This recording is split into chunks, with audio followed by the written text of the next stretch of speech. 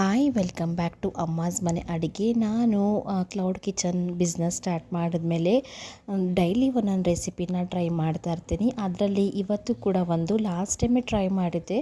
ಅದು ಈಸಿ ಒಂದು ನಾರ್ಮಲ್ ಥರನೇ ಅನ್ನಿಸ್ತಾ ಇತ್ತು. ಇವತ್ತು ಸ್ವಲ್ಪ ರೆಸ್ಟೋರೆಂಟ್ ಸ್ಟೈಲಲ್ಲಿ ಟೇಸ್ಟ್ ಕೊಡೋಣ ಅಂದ್ಬಿಟ್ಟು ಗಾರ್ಲಿಕ್ ಚಿಕನ್ನ ಪ್ರಿಪೇರ್ ಮಾಡ್ತಾ ಇದ್ದೀನಿ. ತುಂಬಾ ಚೆನ್ನಾಗಿತ್ತು, ಬಟರ್ನ ಯೂಸ್ ಮಾಡಿರೋವಂಥದ್ದು.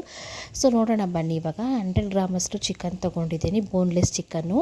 1 ಸ್ಪೂನಷ್ಟು ಪೆಪ್ಪರ್ ಪೌಡರು, 1 ಸ್ಪೂನಷ್ಟು ಸಾಲ್ಟು, 1 ಸ್ಪೂನಷ್ಟು ಕಾರ್ನ್ಫ್ಲೋರು, ಅರ್ಧ ಹೋಳು ಲೆಮೆನ್ನು ಇಷ್ಟು ತೊಗೊಂಡು ಆ ಚಿಕನ್ಗೆ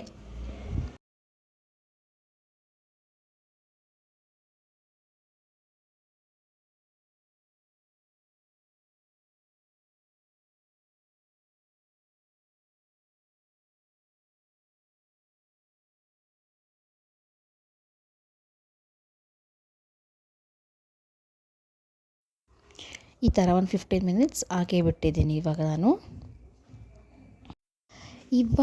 ಒಂದು 15 ಮಿನಿಟ್ಸ್ ಆಗಿದೆ. ಓಪನ್ ಮಾಡ್ತಾ ಇದ್ದೀನಿ ನೋಡಿ. ಚೆನ್ನಾಗಿ ಒಂದಕ್ಕೆಲ್ಲ ಹೊಂದ್ಕೊಂಡಿದ್ದೆ. ಇವಾಗ ಒಂದು ಪ್ಯಾನಲ್ಲಿ 1-2 ಟೇಬಲ್ ಸ್ಪೂನಷ್ಟು ಆಯಿಲ್ ಹಾಕ್ಕೊಂಡಿದ್ದೀನಿ.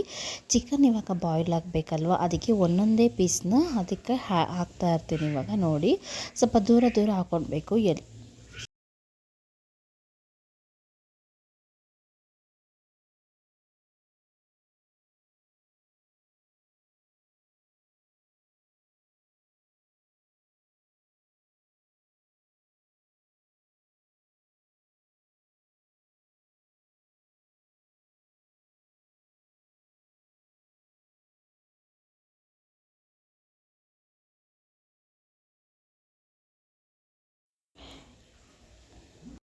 ಅದೇ ಪ್ಯಾನ್ಗೆ 1 ಟೇಬಲ್ ಸ್ಪೂನಷ್ಟು ಬಟರ್ನ ಯೂಸ್ ಮಾಡ್ತಾ ಇದ್ದೀನಿ. ಇದು ಬಟರೇ ಇದರಲ್ಲಿ ಫ್ಲೇವರ್ ಕೊಡೋದು.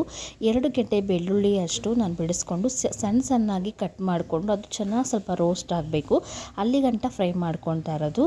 1-2 ಟೇಬಲ್ ಸ್ಪೂನಷ್ಟು ಕಾರ್ನ್ಫ್ಲೋರ್ನ ನೀರಲ್ಲಿ ಮಿಕ್ಸ್ ಮಾಡಿ ಅದಕ್ಕೆ ಮತ್ತೆ ನಾವು ಅದೇ ಪ್ಯಾನ್ಗೆ ಹಾಕ್ಕೊಂಡಿದ್ದೀನಿ. ಮಿಕ್ಸ್ ಮಾಡಬೇಕು ಚೆನ್ನಾಗಿ. ಚಿಕನ್ನ ಬಾಯ್ಲ್ ಮಾಡಿಕೊಂಡಿದ್ವಿ, ಅದು ಹಾಕ್ಕೊಂಡೆ. ಇದು ಬಂದು ಚಿಲ್ಲಿ ಫ್ಲೆಕ್ಸ್ ಮತ್ತು ಆರಿಗೊನೋ ಫ್ಲೆಕ್ಸ್. ಇವಾಗ ಪಿಜ್ಜಾ ಅದೆಲ್ಲ ತಂದಿರ್ತಾರಲ್ಲ, ಅದನ್ನು ಹಾಗೆ ಇಟ್ಕೊಂಡಿದ್ದೆ. ವೇಸ್ಟ್ ಹಾಕೋಬದಲು ಈ ಥರ ಟೇಸ್ಟ್ ಅದಕ್ಕೆ ಟೇಸ್ಟ್ ಎನ್ಹಾನ್ಸ್ ಆಗಬೇಕಲ್ಲ, ಅದಕ್ಕೆ ಹಾಕಿ. ಸ್ವಲ್ಪ ಸಾಲ್ಟ್ ಕಡಿಮೆ ಇತ್ತು, ಸಾಲ್ಟ್ ಹಾಕಿದ್ದೀನಿ. ಅದು ಚೆನ್ನಾಗಿ ಬಾಯ್ಲ್ ಆದಮೇಲೆ ಆಫ್ ಮಾಡಿದ್ದೀನಿ. ಈಗ ಒಂದು ಪ್ಲೇಟ್ಗೆ ಸರ್ವ್ ಮಾಡಿದ್ದೀನಿ. ಗಾರ್ಲಿಕ್ ಚಿಕನ್ ತುಂಬ ಚೆನ್ನಾಗಿ ಬಂತು. ಅದು ಗಾರ್ನಿಷಿಗೆ ನಾನು ಎಳ್ಳನ್ನ ಯೂಸ್ ಮಾಡಿದ್ದೀನಿ. ಸ್ಪ್ರಿಂಗ್ ಆನಿಯನ್ ಕೂಡ ನಮ್ಮ ಗಿಡದಲ್ಲೇ ಬೆಳೆದಿತ್ತು, ಅದು ಕೂಡ ಸಣ್ಣ ಕಟ್ ಮಾಡಿ ನೋಡೋಕ್ಕೆ ಇದನ್ನ ಅಟ್ರಾಕ್ಟಿವ್ ಆಗಿ ಕಾಣಿಸ್ಬೇಕು ಅಂತ ಈ ಥರ ಮಾಡಿದ್ದೀನಿ. ಮೇಲ್ಗಡೆ ಫ್ರೆಶ್ ಕ್ರೀಮ್ನ ಯೂಸ್ ಮಾಡಿ ಈ ರೀತಿಯಾಗಿ ಪ್ರಿಪೇರ್ ಮಾಡಿದ್ದೀನಿ. ನೋಡೋಕ್ಕಂತೂ ತುಂಬ ಚೆನ್ನಾಗಿ ಕಾಣಿಸ್ತಾ ಇತ್ತು. ಇವಾಗ ಟೇಸ್ಟ್ ಮಾಡ್ತಾ ಇದ್ದೀನಿ, ಬನ್ನಿ ಯಾವ ರೀತಿ ಇದೆ ಅಂತ ನೋಡೋಣ. ನಿಜವಾಗ್ಲೂ ತುಂಬ ಚೆನ್ನಾಗಿತ್ತು ಟೇಸ್ಟು. ಸೇಮ್ ನಮ್ಮ ರೆಸ್ಟೋರೆಂಟ್ ಸ್ಟೈಲಲ್ಲಿ ಕೊಡ್ತಾರಲ್ಲ ಅದೇ ಥರನೇ ಫ್ಲೇವರ್ಸ್ ಎಲ್ಲ ಬರ್ತಾಯಿತ್ತು. ಈಸಿ ಆ್ಯಂಡ್ ಸಿಂಪಲ್ಲಾಗಿ ನಿಮ್ಮ ಮನೇಲಿ ಯಾರು ಸಡನ್ನಾಗಿ ಗೆಸ್ಟ್ ಮಾಡ್ತಾರೆ, ನಾವು ಒಂದೇ ಥರ ಮಾಡೋ ಬದಲು ಈ ಥರ ಡಿಫ್ರೆಂಟಾಗಿ ಮಾಡಿಕೊಟ್ಟಾಗ ಅವ್ರಿಗೂ ಕೂಡ ಇಷ್ಟ ಆಗುತ್ತೆ. ಸೊ ಈ ಥರ ಇವತ್ತು ಪ್ರಿಪೇರ್ ಮಾಡಿದೆ.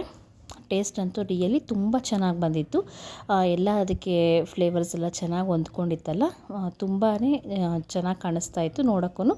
ಟೇಸ್ಟ್ ಕೂಡ ಅದೇ ರೀತಿಯಾಗಿತ್ತು. ಇದೇ ಥರ ಪ್ರತಿ ಒಂದೊಂದು ಡೇನು ನಾನು ಏನಾದರೂ ಒಂದೊಂದು ಟ್ರೈ ಮಾಡ್ತಾಯಿರ್ತೀನಿ. ವಿಡಿಯೋ ಇಷ್ಟ ಆಯಿತು ಅಂದರೆ ಲೈಕ್ ಮಾಡಿ, ಶೇರ್ ಮಾಡಿ ವಿಡಿಯೋಗೆ.